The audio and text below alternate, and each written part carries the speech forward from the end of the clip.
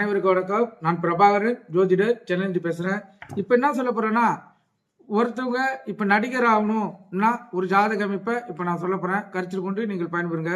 ஒருவர் ஜாதகத்தில் அவரது நட்சத்திர அதிபதி லக்னத்தில் பலம் பெற்று அந்த லக்னாதிபதி 9க்கு உடையவர்களுடன் கூடி பலம் பெற்று 11ல் அமர்ந்து 12 குடியவர் பார்வை பெற்றிருக்க சினிமா, நாடகம், சங்கீதம் போன்ற கலை மூலம் அவர்களுக்கு பேரும் புகழும் அதிக செல்வாக்கு கிடைக்குன்னு முன்னோர்கள் எழுதி வச்சிருக்காங்க. கருத்தில் கொள்ளுங்க. நான் திருப்பி சொல்றேன், கருத்தில் கொள்ளுங்க.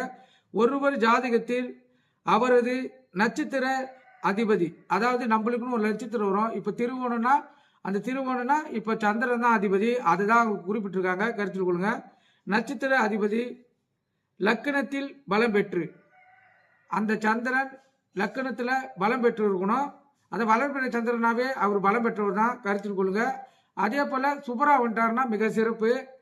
இந்த லக்னாதிபதி, அதாவது அவர் நின்ன லக்னாதிபதி 9க்கு கூடியவர் உடன் கூடி பலம் பெற்று, இப்போ லான் போட்ட லக்கணம் அங்கிருந்து 9ஆம் இடம் வரும். அவர் பாக்கியாதிபதி வருவார்.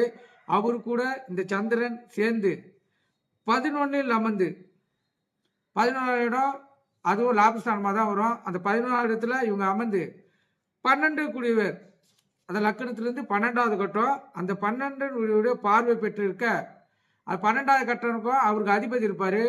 அவரு இப்போ ஒரு 6வது கட்டத்தில் பாருங்க, அவர் 7வது பார்வையா அந்த 11ஆம் பார்வையை பார்ப்பாரு. அப்படி பார்த்தா அவங்க சினிமா, நாடகம், சங்கீதம் போன்ற கலைகள் மூலம் அதிகமான யோகமும் பெற்று பண வசதியோட சிறந்த வாழ்க்கை வாழ்வாங்கன்னு குறிப்பு இருக்குது. கருத்தில் கொண்டு பயன்பெறுங்க. நன்றி, வணக்கம்.